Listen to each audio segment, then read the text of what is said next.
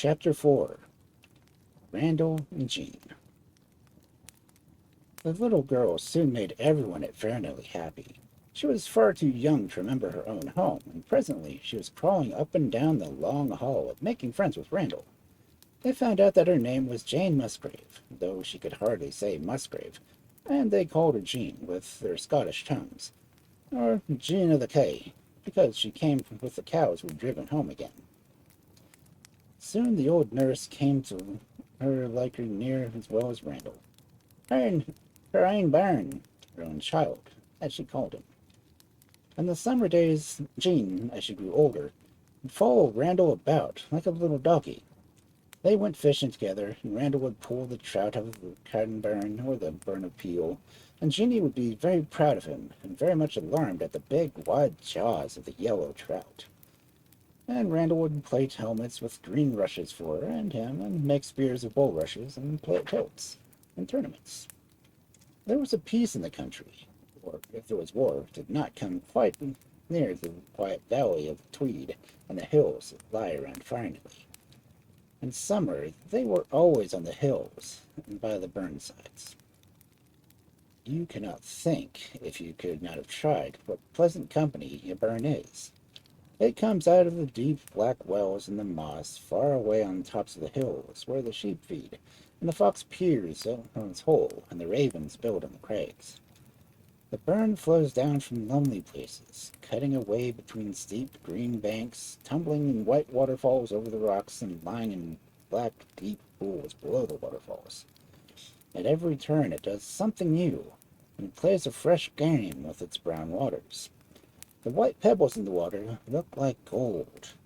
Often Randal would pick one out and think he'd found a gold mine, till he got it into the sunshine, and then it was only a white stone, what he called a chucky stain. But he kept hoping for better luck next time. In the height of summer, when the streams were very low, he and the shepherd's boys would build dams of stones and turf across the narrow part of the burn, while Jean sat and watched them on a little round knoll. Then, when plenty of water had collected in the pool, they would break the dam and let it all run down a hill in a little flood. They called it a hurly gush. In the winter they would slide on the black, smooth ice in a boat pool beneath the branches of the alders. Or they would go out on the yarrow with shepherd's dog and follow the track of wild creatures in the snow. The rabbit makes marks like this, and the hare makes marks like that. But the fox's track is just as if you had pushed a piece of wood through the snow. A number of cuts in the surface, going straight along. When it was very cold, the grouse and the blackcocks would come home in the trees near the house, and Randal and Jean would put out porridge for them to eat. And the great white swans floated in from their frozen lochs on the hills, and gathered round to open reaches and streams of the Tweed. It was pleasant to be a boy in the north. And at Halloween, they would duck for apples in tubs of water, and burn nuts in the fire, and look for the shadow of the lady Randal was to marry in the mirror. But he only saw Jean looking over her shoulder. The days were very short in winter, so far north, and they would soon be driven into the house. Then they sat by the nursery fire, and those were almost the pleasantest hours, for the old nurse would tell them old Scotch stories of elves and fairies, and would sing them old songs. Jean would crawl close to Randal and hold his hand, for fear of the redhead, or some other awful bogey should get her. And in the dancing shadows of the firelight, she would think she saw Whoopity Story, the wicked old witch with the spinning wheel. But it was really nothing but the shadow of the wheel that the old nurse drove with her foot. And all that whirred and rattled as she span and told her tale. The people spanned their clothes at home then, instead of buying in the shops, and the old nurse was a great woman for spinning. She was a great woman for stories, too, and believed in fairies and baubles, as she called them. Had not her own cousin, Andrew Tamson, call Shield's Loch one New Year morning, and had he not heard the dreadful roaring, as if all the cattle on Fallendale's hill were routing at once, and then did he not see the great black beast roll down the hillside like a great black ball and run into the loch, which grew white with foam, and the waves leaped up the banks like a tide rising? And what could that be except a kelpie that lives in Cauldrill's Loch, and is just a mucky big water bull? And what's for you should there be no water key if there's no land key? Randall and Jean thought about it. Very likely there were key or cattle in the water, and some Highland people think it's so, and they believe to have seen a great kelpie come roaring out of the lake, or a shellycoat, whose skin was crusted like a rock with shells, sitting beside the sea. The old nurse had other tales that nobody believes any longer about brownies. A brownie was a very useful creature to have at a house. He was a kind of ferryman, and he came out in the dark when everybody had gone to bed, just as mice pop out at night. He never did anyone any harm, but he sat and warmed himself by the kitchen fire. If any work was unfinished, he did it, and made everything tidy that was left out of order. If it was pity that there were no such baubles now. If anybody offered a brownie any payment, even if it was only a silver penny or a new coat, he would take offense and go away. Other stories the nurse had about hidden treasures and buried gold.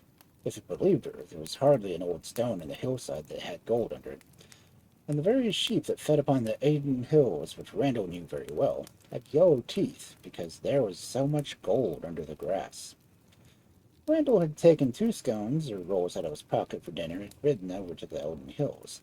He had seen a rainbow touch them once, and there he hoped he would find the treasure, as that always lies at the trail of a rainbow.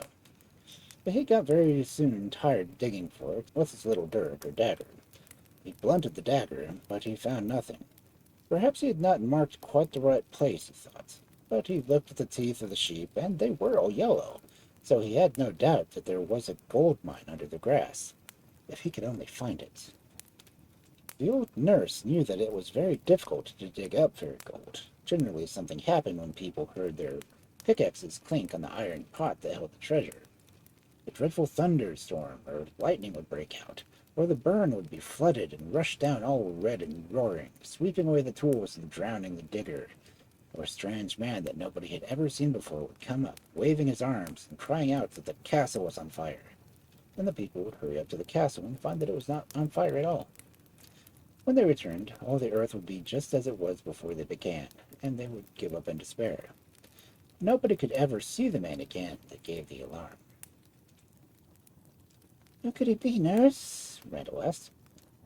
"Just one of the good folk, I'm thinking, but it's no wheel of speaking to them." Randall knew that the good folk meant the fairies. The old nurse called them the good folk for fear of offending them. She would not speak much about them, except now and then when the servants had been making merry. "And is there treasure hidden there, Fairnilee, nursey?" asked little Jean. "Treasure, my bonny dew, mair than a man can about the tune can carry away from morning till nicht, and ye can know it's a rhyme." Between the wet ground and the dry, the gold of Fairnilee doth lie. "And there's another old rhyme. Between the camp o' Rink and Tweed water clear, lie 9 kings' ransoms for 900 year." Randall and Jean were very glad to hear so much gold was near them as could pay 9 kings' ransoms. They took their small spades and dug little holes in the camp of Rink, which is a great old circle of stonework, surrounded by a deep ditch, on the top of a hill above the house. But Jean was not a very good digger, and even Randall grew tired. They thought they would wait until they grew bigger, and then find the gold.